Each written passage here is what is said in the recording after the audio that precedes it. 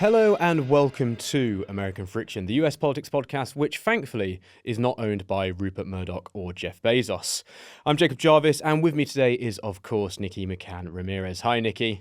Hello. I'm seeing double today. Yeah, yeah, exactly. There's a lot of Jarvis action on this show. So on this show, we are going to discuss the media landscape in the US as Trump wages war on Rupert Murdoch, CBS ditches Trump critic Stephen Colbert, and the New York Times continues to outdo itself with its headlines. And I really do not mean that as a compliment.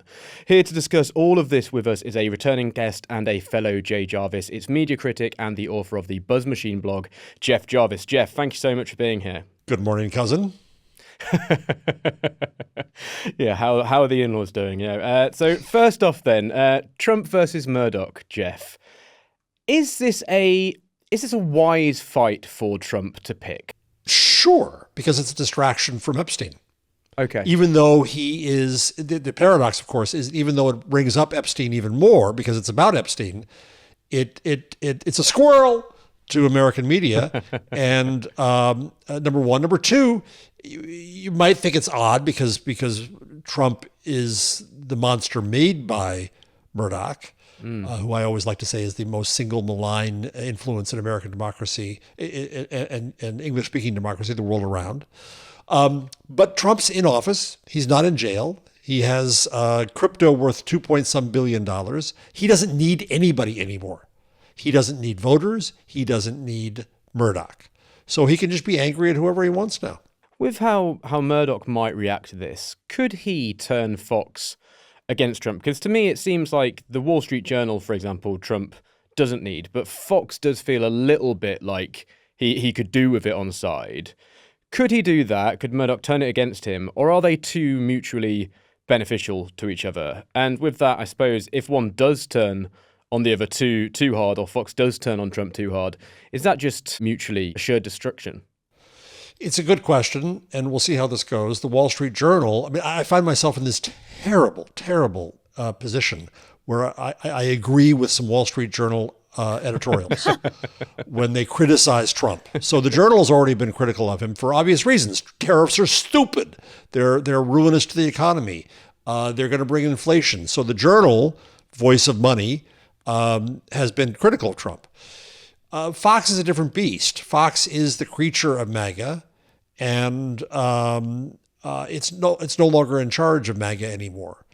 And so I think it depends on. I suspect we'll see some trial balloons on Fox, starting to barely tiptoe toward perhaps criticizing him. And if that doesn't work, they'll back off and say, "Okay, ratings uber alles." Is Trump potentially as well making a bit of a judgment here? This is a bit of a morbid thing for me to say, but that he and the MAGA movement might outlive Rupert Murdoch. And basically, if Murdoch does die, there isn't going to be someone as powerful and central a figure there, at which point, if he can knock his influence down whilst he's alive, and then when he's gone, make it so his successor feels scared of Trump, that might mean it's just kind of he can win forever. Murdoch fee is worse than Murdoch pair. Lachlan is more conservative, is more MAGA than his father, more doctrinaire. So the company is going to stay in that path. The big question to me is, does MAGA survive the death of Trump? Whenever the hell that happens, even with his cankles and his bruised hands and his awful diet, it's amazing he hasn't keeled over yet. And I don't know. I mean, people say, well, J.D. Vance isn't as powerful and he's not as bad. If Trump died tomorrow, we'd be better shape. No, J.D. Vance is in the thrall of Peter Thiel. J.D. Vance is a robot for the really crazy ends of Silicon Valley libertarians. So either death, I don't think, gets us anywhere. No, I think you're correct. No, thinking on it, I don't think there's a clear successor to the mantle of the MAGA movement. We can do an entire episode on that. But I want to link this back to sort of the string of settlements we've seen between Trump, prominent media companies. We're going to talk about Paramount in a bit. We should mention, ABC News, who also settled a lawsuit, the lawsuit against the Des Moines Register. Do you think Murdoch is going to pursue a similar strategy, just pay out the money, make this go away? Or does he feel like he's in the type of position where he's willing to fight this out just to prove a point? Obviously, Murdoch was willing to pay off when it came to the libel against voting machine makers. But in this case, the case is so ludicrous, so ridiculous, so baseless. And Murdoch, in a way, doesn't need Trump. The others are scared of Trump. If anybody can play bully to bully, I think it is Murdoch. I mean, it's Nikki. It's of course shameful how all of our American institutions have bent the knee to Trump. Law firms, universities, media companies, and wouldn't it be a great paradox if the only person who ends up standing up to him is Rupert effing Murdoch, the worst man in America, or second worst perhaps now. He's definitely up there. I think that'll be the case. I think that he'll say, "Oh, screw it, mate," and go up against him. He has damn good lawyers. Trump doesn't. The filing is ridiculous. The question to me is, I think Trump will lose at district court. It was assigned not to his handpicked sweetheart lawyer in Florida. I think he will lose at appellate court. The question we don't know these days is, now that our court is the same as a Nazi court, who knows what happens if this case actually survives to the Supreme Court? And I think we've actually seen it a few times. You mentioned the law firms, a lot of which did settle with the Trump administration and, promise pro bono work in exchange to be left alone. But some of the more litigious firms who actually did go to court have been successful in getting some of this stuff tossed. So I think it's also interesting that so many companies are just folding when we do have like a pretty significant, if anecdotal, body of evidence that says if you fight this out, there is a high chance you will win. But to the article, that felt like the kind of Epstein story that should have been breaking in 2019. Why do we think these stories are surfacing now? If these documents have existed in the ether for more than half a decade at this point, is it because there's a lot more attention on the story given how badly the administration is bungling it? Is it because something has changed over the last couple of years? It felt like a very 2019 story. In the ADD of media, I think that everybody was just saying Epstein was past news. Ghislaine was in prison, and that was that. What brought it to the fore, of course, was the MAGA conspiracists, who were upset at being foiled in their conspiracies here. And so the Democrats, for once, are being smart and keeping it on the front burner. And liberal, air quotes, liberal media is for once being smart, keeping it on the front burner. Fox is ignoring it at every turn. But I think that's why it's front and center now. It's MAGA did it. And it's fun to watch, except if you're a victim. We talked about that a bit in the last panel episode we did, how really in the entire shuffle, the one thing has been lost has been justice for the victims. It's all about Epstein. It's about Trump. It's about the client list. It stopped being about actually getting results for people who were wronged years ago. With the way the liberal media are going on about Epstein now, Jeff, do you think they've lost sight of the reason they should be doing that? Because as we've mentioned there are loads of victims here who require justice, require these sort of things to be serviced and put into light. And we need, you don't have to be a conspiracy theorist to think we need answers around what Epstein and Maxwell were doing and who they were doing these things with. But are they almost jumping on the conspiracy clicks bandwagon, basically? And they're doing this because they know it gets them media attention and online it works well for them. They're not doing it because of old-fashioned news values, which sometimes don't mean just loads of people will read this. It's a really good point. And I think what we see is a tree filled with squirrels here, where Epstein itself, as a story, is a distraction from all the more important stories in the fall into fascism that America is now deep into. And then within Epstein, there are squirrels and distractions because Trump is trying to distract from it. So we hold on to it just to goad him, and that's fun and that's good, and I think we should. Yeah. But in the end, it's not the important story.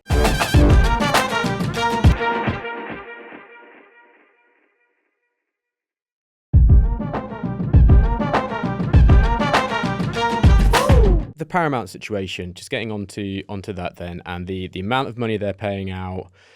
Do you think they had much choice in doing that?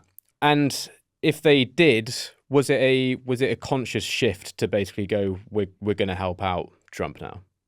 What's lost in this story, I think, is that the player, Sherry Redstone, is not a angelic force, shall we say. She's always been a kind of bad end of media. And Larry Ellison's son, and that's all he is Larry Ellison's son, Edward Skydance, who's going to end up in charge of all this. Ellison is a Trumpist. Even before the apparent good guys of technology, Bezos was a good guy for a while. He bought the Washington Post. Google folks and others were good guys for a while. Ellison's always been a bad guy in technology. He's always been a dark force in technology. Yeah. So there was an inevitability. There was a choice they didn't want to take. Yeah, you want a payoff? We'll give you a payoff. No problem. You want us to kill Colbert? Sure, no problem. We'll kill Colbert. The latest story is Trump saying that Ellison's going to give him $20 million of free advertising. Sure. The line between grift and blackmail is hard to find here. What seems to be completely in it for them in this pivot? Because I don't really... It feels to me like they're completely torching their brand, but then is it better to be able to be a shell for Trump and his interests? Is that actually more beneficial with the way that the tides are turning in America than being a news brand which has any sort of moral standing? For the next 3 years, yes. And beyond that, mass media are dead. You're the murderers. Right? This new world, broadcast terrestrial TV is dead. Radio is dead. Different in the U.S. than in Europe, where radio still has some life. But in the U.S., it is completely dead. Streaming is sinking. Broken Times, Broken Post, national newspapers are miserable and not fulfilling their function. Local newspapers are owned by hedge funds. Magazines are dead. That's the state of media now. So CBS, is it a completely devalued asset? Yes, they just devalued it more, but I haven't watched terrestrial TV in ages, and I'm an old fart who still has a television and still has cable. And Nikki, I'm guessing you don't. I have a cable subscription through work. Okay, that I use. You have to excuse it, don't you? To watch the news. I would be hipper, but I have to do this for work. I'm forced to, right? So mass media are a dying asset no matter what. So they're not losing that much. And let's go back. I'm doing some research for a next book about the death of mass media. Funny, it's on my mind, and I came across this anecdote that a commentator on CBS radio in 1935 was critical of Hitler, and his sponsor, Cream of Wheat, said he should stop doing that, and he wouldn't, and so he was canceled. So the idea of the Tiffany Network... Cream of Wheat. I didn't know this. Yeah, and the Smothers Brothers was canceled because they were, and there's other examples in the history of CBS. It ain't the Tiffany Network. It's the White Network. And when Walter Cronkite, the famous anchor in American television, used to end his broadcast saying, "And that's the way it is," it wasn't if you were black or Latino or an immigrant or LGBTQ. Mass media has always been a statement of white power in this country. And I say that as somebody who's an old white man who was in mass media my whole damn career, and I now regret it. So you asked a simple question about the value of CBS, but it's a bigger question in terms of where it sits in the ecosystem of media going forward. In much like that radio anecdote, is the ouster of Colbert, are we going to look back on that as a milestone in the decline, and the moment where a prominent critic of the president, whether you like his show or not, whether you think it's lib shit or just overwrought late night television, him being ousted amid the context of this very contested merger that the Trump administration has a direct hand in, that feels, we've crossed the Rubicon so many times at this point. We're just zigzagging over it. But it does feel like a major flare in the treatment this administration is going to give the media and the way companies are cooperating with the treatment that Trump is trying to give the media. You're right. It is a Rubicon crossed and stomped down to the ground. Because the fact that a critic of the president can be treated this way at the behest of the president, though we'll never be able to prove that, is fascism, is the urbanization of American media. Full stop. But it's interesting that Colbert is going to last for 10 months on CBS. Yeah. So in a sense, it's a great gift. There'll be more attention to Colbert and everything he says over the next 10 months. And they can't fire him again. Right. Well, they could. I was thinking about that. They could decide but... it's their network and they can just turn off the switch. And Jon Stewart, often somebody to admire and often a disappointment. So this week he came out and he started a great, I can curse on this show. So a little rabbit hole here. In Germany, the head of the AfD, the horrible right-wing panel, was being given an interview on the ARD German network, and protesters came out on the streets with a huge bus, a choir constantly singing the song Scheiß AfD, shit AfD. And Jon Stewart gave us a similar go fuck yourself anthem for the age, I think. So Stewart was tough on Paramount. He was tough on CBS. He was tough on it all. And then parenthetically, he gave an interview he interviewed Patrick Soon-Shiong, the owner of the LA Times, and just absolutely miffed it. It didn't do a job, didn't ask him any questions about how he is screwed up. So Stewart's not always great. For context, the owner of the LA Times, for our listeners, he intervened pretty directly during the election to stop the editorial board from endorsing Kamala Harris. Thank you. That was the big story there. Yeah. And so, but Stewart is also on Paramount. Comedy Central is Paramount. So their days are all numbered. And again, it's a media story. It's a bad media treatment, because most of the media treatment in the New York Times, Washington Post, Wall Street Journal et al. Has been, late nights in financial trouble. It's not a financial story. It's not a TV story. It's not a ratings story. It's a political story, you dorks. And they know that, but they refuse to cover it that way. It's impossible to separate this from the context of President Trump saying he hopes Jimmy Kimmel is next. Right. From the firing of Terry Moran after he criticized Stephen Miller and called him a world-class hater. A objectively mild criticism that I think plenty of people would agree with. You can't call this a financial decision and just wash your hands of the political reality, which time and time again, we are seeing critics of the president being punished by their corporations they work for in order to appease Trump. Yes, I think that we are at risk, at peril, both at an institutional and an individual level. Right? So they go after ABC. ABC pays off. ABC does what? And they still fire Terry Moran for the sin of doing his job as a journalist. I'm a nobody. I'm an old guy who can't shut up on the socials. Nonetheless, my wife is legitimately worried about if I go out of the country and try to get back in, that they'll just harass me. Everyone who criticizes Trump in public is at some unknown peril. With the media and the way it is bowing down to Trump on these sort of things, with people like Colbert, what's frustrating about it is that I imagine he's going to go off and do something independently, much like we've seen people, on the other side of it, we saw Tucker Carlson go off and do all of his stuff independently away from Fox. Obviously, very different circumstances as to why he left that network. But you get my point on the similarity. But it's the disappointing thing to see here that it does weaken everyone, because their audiences shrink. The audience they pulled in for Paramount shrinks at the same time. We see mainstream players who have hired lots of talented people, be that commentators or journalists, for a long time, losing the ability to do that because people don't want to go and work with them. But then you see people independently lose all those resources they had through being part of a larger organization. So again, are we just seeing an all-round, as much as I admire more independent players, obviously, me and Nikki being a very small independent player ourselves doing this, but we don't have any of those resources of somewhere like a Paramount, and that would be nice.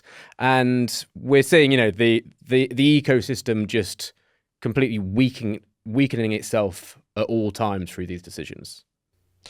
So I just wrote a post on my blog, BuzzMachine, wishing that Colbert would indeed start an independent show, otherwise known as a podcast, and that he would be independent of the companies that put you at risk because they want to bend their knee.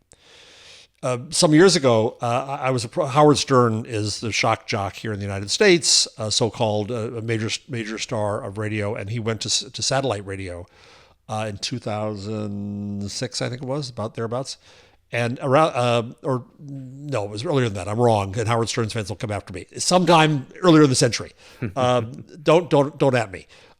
So his agent came to me at one point and said, when the contract was up, the first contract was up, what could we do with YouTube? And I actually emailed Eric Schmidt, then the chairman of Google, who in turn put us in touch with an executive at YouTube. And the YouTube person stupidly ghosted Howard Stern. Yeah. How things could have turned out differently if Stern had left and Stern had brought that kind of solar power to YouTube at the time. I think it could have been tremendous. He could have been the king of the internet. Now, he would have been dependent upon YouTube and thus Google. That's true. But I think it's now possible to do this independently as you do and be everywhere, including YouTube. And I hope that's what Colbert does. The problem is, like Stern, he's used to having, a car drive him home. He's used to having a staff of 30 writers. He's used to having free yellow pads. And that's the problem. It's comforting to have that behind you. And if you're a journalist, it's nice to have a whole bevy of lawyers who can defend you. There are benefits to those corporations, yes. But once again, I'll say it once more, mass media are dead. So the idea that that scale matters in that sense is bullshit.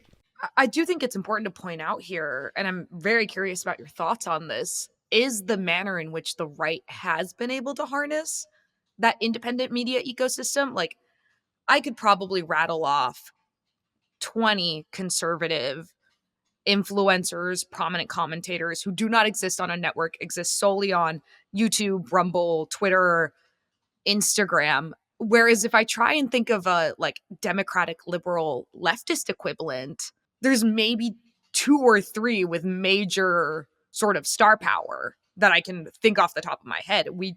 The institutional left has very intentionally, to their own detriment, shied away from these alternative platforms. And I think now we're reaping what we sowed. You're right. Midas Touch, which is a liberal news podcast out there now, bragged just this morning that they have 3 times the downloads that Joe Rogan has. Oh, wow. And which is amazing and a little bit hard to believe, only because that's gotten attention nowhere. No one has really pointed to Midas Touch as a phenom. Instead, it's who should be on Joe Rogan? And you're making a mistake if you're not on Joe Rogan. You're making a mistake if you're not talking to young fascists. We tend to get snobby about this. My sister is a Presbyterian minister. I was the bad child. And she's a good Scotch drinking Presbyterian minister. But I used to go after her and her colleagues saying that they had given up the pulpit of television. That mainline churches were kind of too good to get down into the mud of media. And yes, I think it was a mistake. It was a mistake for the left. It was a mistake for mainline views. But now that media are dead, there's an option to build something new. And that something new is not going to come from one big show, though I would love to see Colbert's star power brought to this thing that we call podcasting. It's going to be the accumulation of a lot more. Before the mechanization and industrialization of print in the mid-19th century, the average circulation of a daily newspaper in the United States was 4,000. It was a Substack newsletter, right? And scale came with technology. It came with the technology of print and then the technology of electronics, the amplifier and amplified voices. And so that ruled, and the business model of the attention economy ruled everything we did in media over the last century, and it infected the internet. But now is our opportunity to move past that.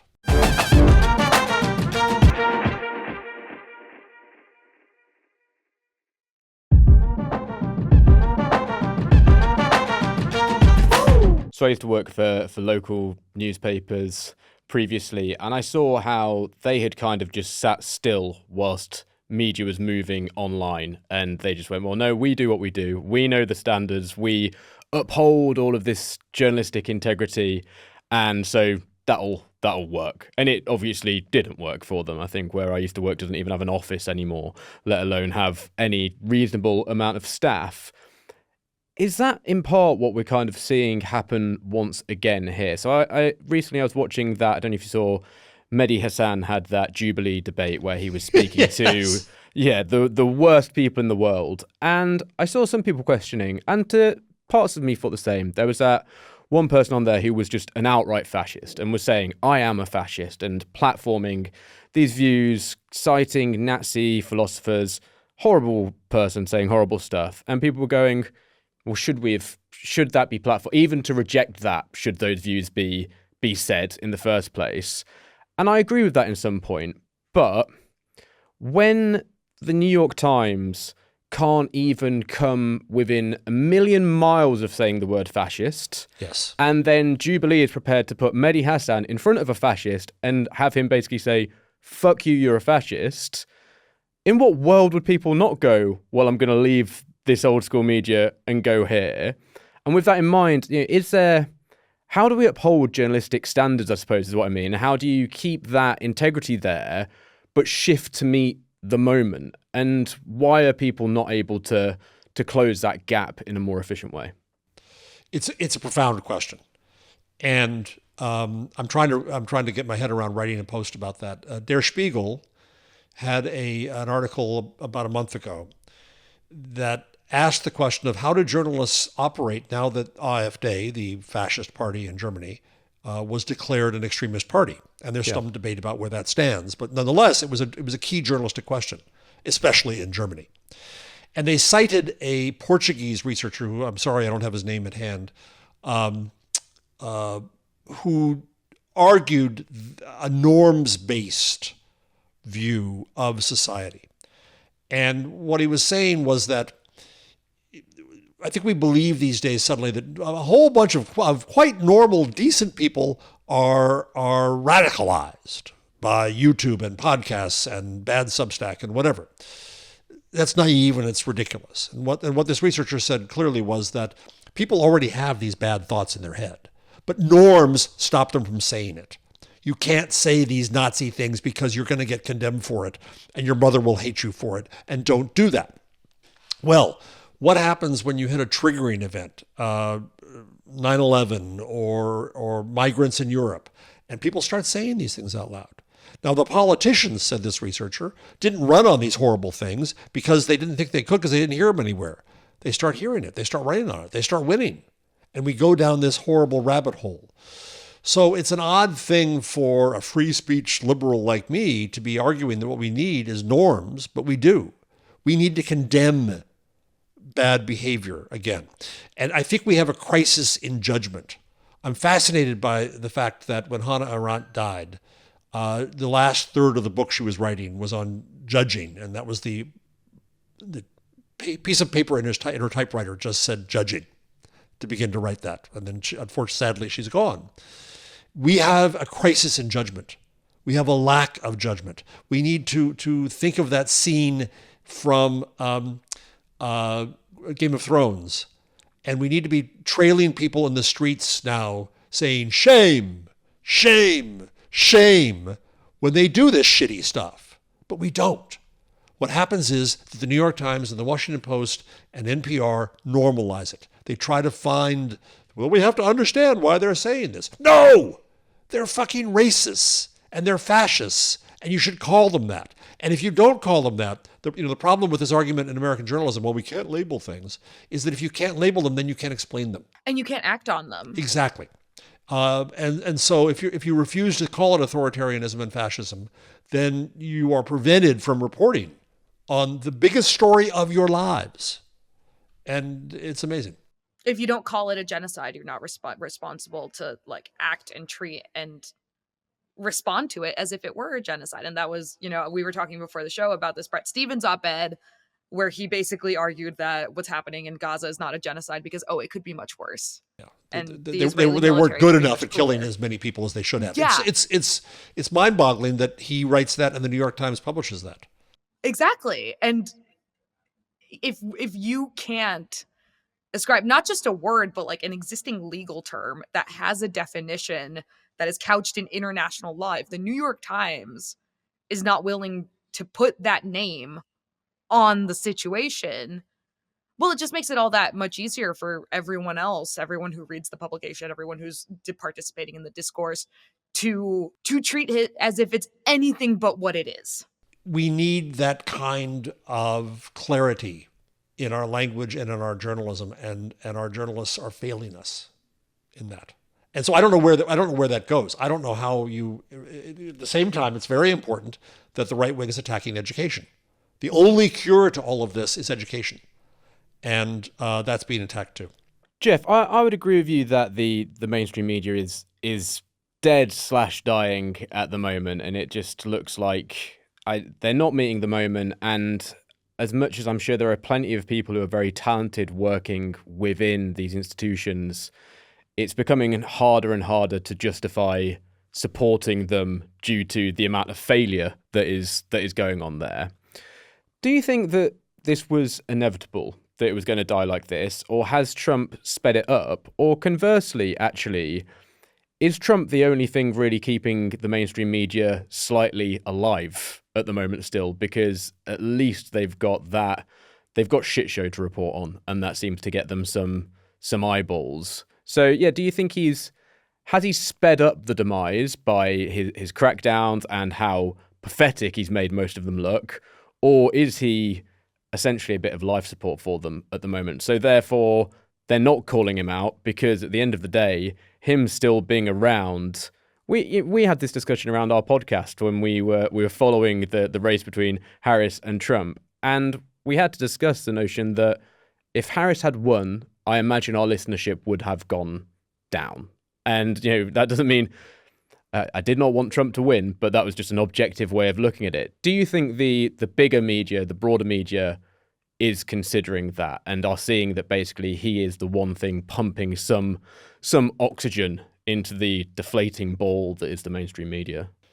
I think it's a great question, and our belief in journalism that we are storytellers is itself an expression of power, and an economic expression that we know what the story is. We find the story. We know all of that.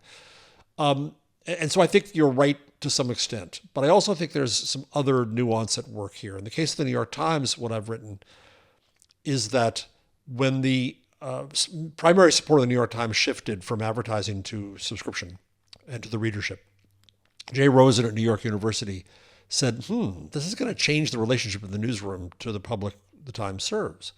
And years later, I think we see the fruits of that.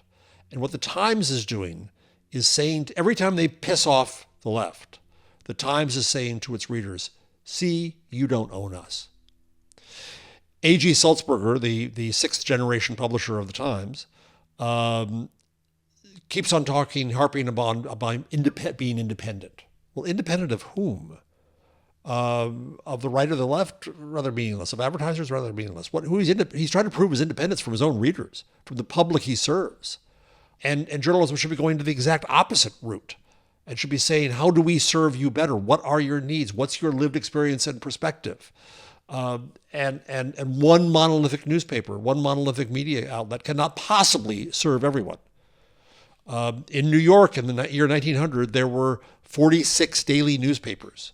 And so the working class of Queens was served differently from the moneyed class of Manhattan. And that was actually okay. That wasn't polarization. That wasn't fracturing. That was better service. That was people who felt they were heard more. And so I think that when we leave this notion of monolithic media, so I think what's really happening is that, yes, the big media realize their days are numbered and they're frightened and they don't know what to do. And so they oddly think they need to hold on to everybody. We can't piss off the right too much, as if viewers of Fox News ever were or ever would be readers of the New York Times. That's absurd. But that's the cloak they hide behind, is that, well, we have to serve everybody. We have to listen to everybody. We have to go do features on Nazis just so we can show we understand. No, you're not serving your public. Well, that sounds a little bit like they're going down a similar route to what the Democratic Party's tactics are as well, of not upsetting anyone. But that's a whole other podcast, and let's not try and upset anyone else ourselves. Jeff, thanks so much for joining us on American Friction. Jeff, thank you so much. Always a pleasure. Thank you. And listeners, thank you so much for joining us as well. Remember, if you want to support us in having conversations such as this one with Jeff, you can support us on Patreon. Go to patreon.com/American Friction directly to sign up, or there's a link in the show notes. We really want to keep going, but we do need your backing to keep the show on the road. And quick reminder, if you can't back us financially, we totally get that, but do rate and review us wherever you're listening to the show. You've been listening to American Friction. Come back again very, very, very soon for another episode. Cheers. Bye.